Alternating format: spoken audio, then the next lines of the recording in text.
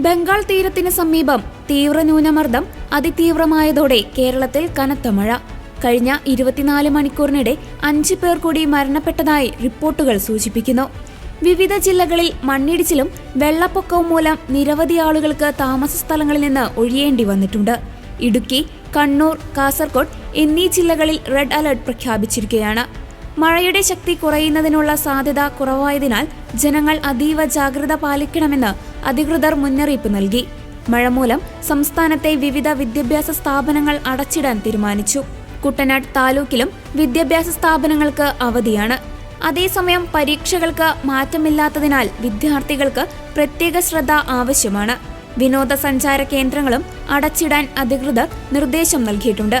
കാലാവസ്ഥാ വകുപ്പിന്റെ മുന്നറിയിപ്പുകൾ പ്രകാരം അടുത്ത കുറച്ചു ദിവസങ്ങൾക്കുള്ളിൽ സംസ്ഥാനത്ത് വ്യാപകമായ മഴ തുടരുമെന്ന് പ്രതീക്ഷിക്കുന്നു. ബംഗാൾ ഉൾക്കടലിൽ രൂപപ്പെട്ട തീവ്ര ന്യൂനമർദ്ദം മഴയുടെ ശക്തി വർദ്ധിപ്പിക്കുന്നതിൽ പ്രധാന പങ്ക് വഹിക്കുന്നു. അതിനാൽ താഴ്ന്ന പ്രദേശങ്ങളിലുള്ളവർ ജാഗ്രത പാലിക്കുകയും അടിയന്തര സാഹചര്യങ്ങളിൽ അധികൃതരുടെ നിർദ്ദേശങ്ങൾ പാലിക്കുകയും ചെയ്യണമെന്ന് മുന്നറിയിപ്പ് നൽകിയിട്ടുണ്ട്.